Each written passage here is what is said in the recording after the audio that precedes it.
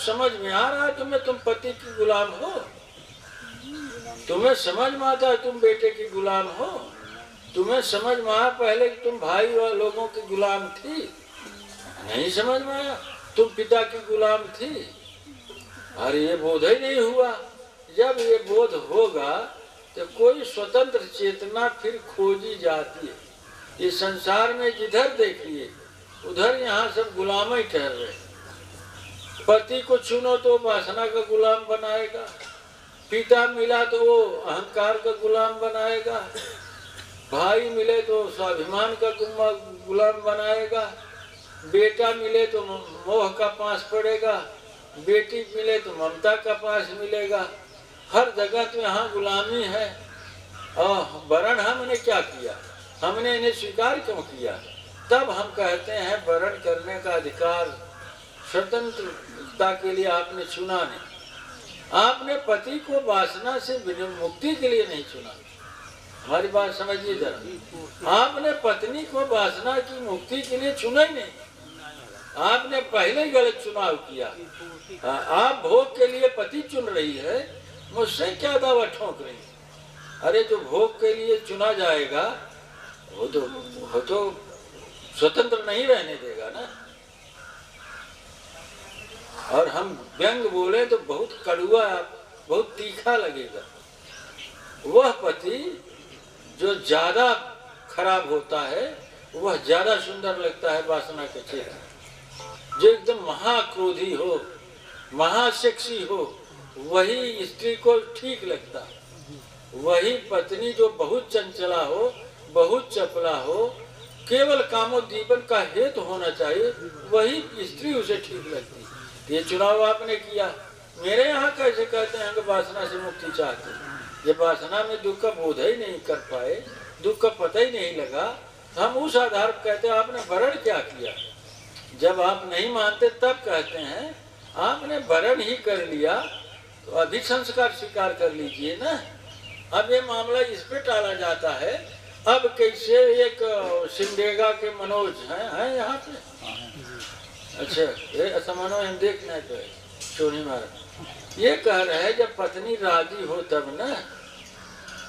बात नहीं समझे, वो तो दोनों समझौता करना पड़ेगा।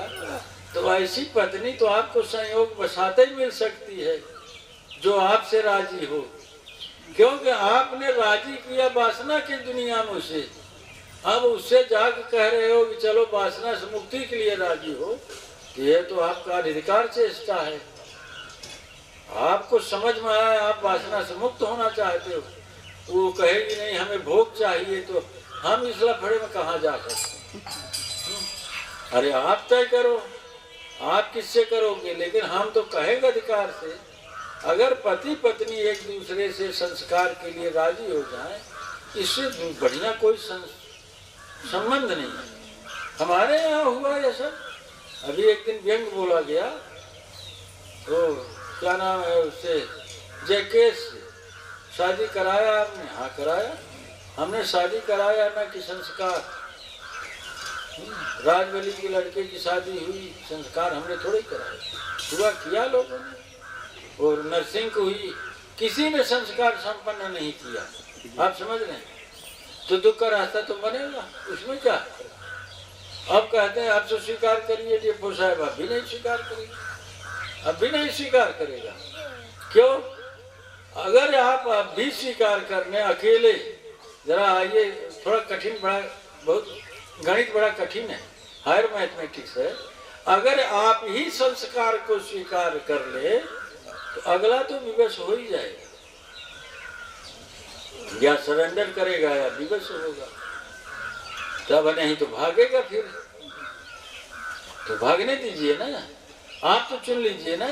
लेकिन नहीं, अरे जेका गधा का मांस निकले, कौनो मांस ना मिले तो गधा का मांस खाए। लोग तो गाय का मांस खाते हैं जो कि निषिद्ध है। आप समझ रहे? गाय का मांस खाते हैं मुसलमानों में, ईसाइयों में निषिद्ध है। ये माने हम नहीं कह रहे हैं कि निषिद्ध, इस माने कि हम हिंदू अपने को समझते हैं, हम गाय के पूजा करते हैं, सो तो ठीक है। गाय का मांस खाया नहीं जा सकता है, बहुत खतरनाक चीज है। ये मुसलमानों ईसाइयों को कुछ पता ही नहीं।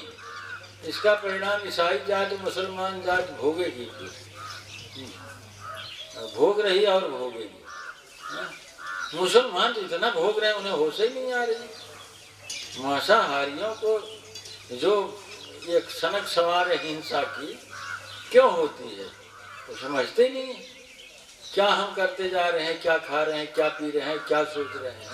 तो हमारे कहने का मतलब है कि आपको वासना से दुख का संबंध नहीं समझ में आता।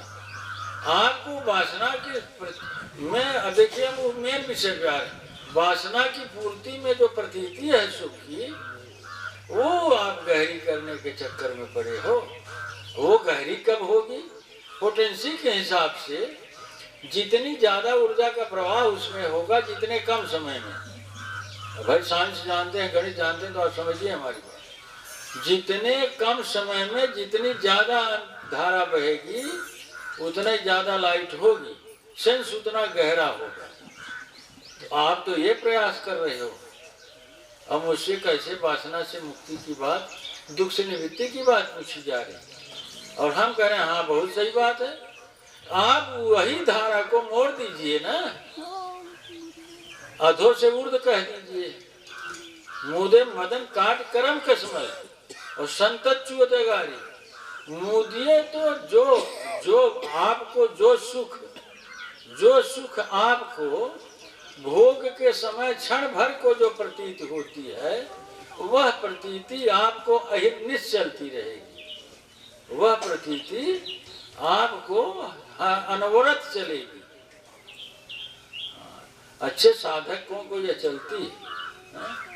श्रुत ठहरानी रहे आकाशा, तिल खिड़की में निस्दिन वासा। हाँ, हमेशा चलती रहेगी। तो आपको न तो उसी पे विश्वास है न इसी पे। तो वासना के दुख का बोध ही नहीं। वो बोध इससे नहीं हो पाता कि हाँ कितना जर्जर शरीर हो जाए, क्षय हो जाए, टीवी हो जाए, फिर भी राजाओं को क्षय होता है। वो वासना का भोग से थोड़ा ही होता है। अच्छा भैया, भोग से नहीं होता कैसे? भोग से क्षय होता कैसे? क्षय कहते किसको? क्षय किसको कहते हैं? भोगे से होता है। अत्यधिक या शरीर की क्षमता से ज्यादा वीर का क्षय राज्य क्षमा का न्योता। आप समझ रहे नहीं? अब वो तो अलग अलग शरीर के अलग अलग हिसाब है ना। लेकिन अब क्या कहें, उसमें कोई दुख नहीं, उसमें कोई दुख ही नहीं। अच्छा तब बताएं कैसे मुक्ति होने की बात? जब उसमें वह प्रतीति, वह सुख नामक प्रतीति, वह आपको सच लगती रहेगी। आप अगर सत्यलोक चढ़ा दिया जाए आपको, हम जानते हैं बहुत लोग सत्यलोक चढ़े, हमें पता है, हमारे पास प्रमाण। वे लौट के क्यों आ गए फिर मूलाधार पे?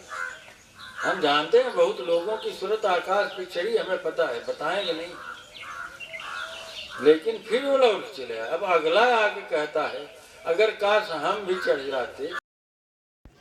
अगर वीडियो दिल को छू गया हो तो कृपया लाइक, शेयर, सब्सक्राइब करें, साथ में बेल आइकन भी दबा दें जिससे आपको समय से नोटिफिकेशन मिल सके। और अपने मित्रों को, परिवार वालों को, स्वजनों को सब्सक्राइब करने में सहयोग करें। धन्यवाद।